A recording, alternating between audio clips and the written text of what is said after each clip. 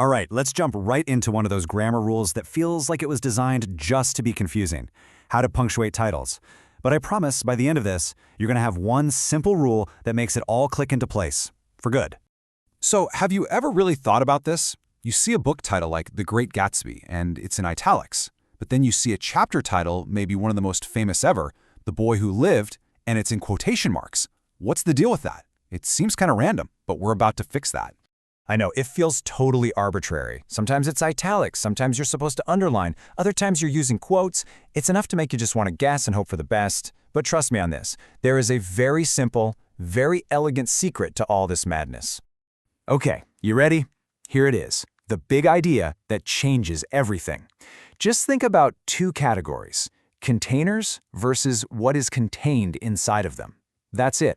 That is the entire secret. Once this little analogy clicks in your head, you've pretty much mastered the whole thing. Let's break this down a bit more. Over on the left, you've got the containers. These are the big, whole, complete works. So a book is a container for all of its chapters. An album is a container for all of its songs. A magazine holds all its articles. See the pattern? It's simply the whole versus its parts. So let's focus on those big works first, the containers. These are the ones that get a special kind of punctuation to show that they're the complete, standalone piece of work. And the rule here is super simple and practical. If you're on a computer, you use italics. But if you're writing something by hand with a good old pen and paper, an underline does the exact same job. They basically mean the same thing, just for different situations. For instance, a book like A Wrinkle in Time, a classic movie like The Wizard of Oz, a famous play like Hamlet, or a magazine like Cricket. All of them are complete works. They're the containers. They can stand all on their own. And this goes for pretty much everything. The rule applies across all kinds of media. We're talking a whole TV show like Game of Thrones, an epic poem like The Odyssey, a newspaper, a website, a huge musical, even a video game. If it's the title of the whole thing, it's a container. Okay, so let's flip over to the other side of our analogy. Now we're talking about the things that are contained. You know, all the smaller pieces that live inside those bigger containers. And the logic here is perfectly consistent, which is what makes it so easy to remember. The longer, complete works get one style, and the shorter works that are part of that whole get another. It's all about helping your readers see the difference between the main work and its individual parts. So here's the key. Anything that's a part of one of those larger containers goes inside quotation marks. A single book chapter, a short story that's in a collection, an article inside a magazine, a single poem, or a song on an album. All of these are contained works.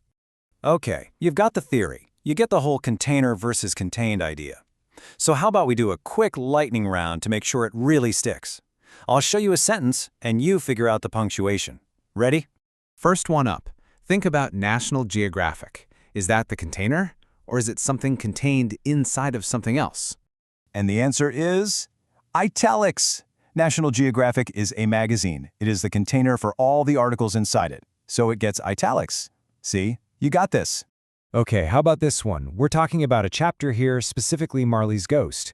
What do you think, container or contained?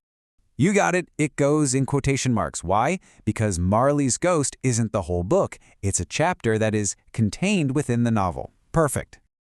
All right, last one for our lightning round. A poem. And the title is Mother Doesn't Want a Dog. What are we thinking? And it is quotation marks again. A poem is typically a smaller work, right? It's often published in a collection or an anthology, and that collection would be the container. So the poem itself is contained. So let's just boil this all down one more time. This is the big takeaway.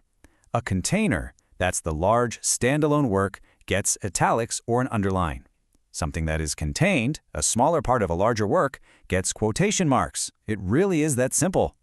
And remember, this isn't just some fussy grammar rule just for the sake of it. When you use punctuation correctly, you're actually helping your reader. It lets them instantly understand what kind of work you're talking about, and it just makes your writing that much clearer and more professional. So there you have it. The secret to punctuating titles is officially unlocked. Now that you've got this one down, I'm curious, what's the next grammar puzzle that always trips you up? Thanks for watching.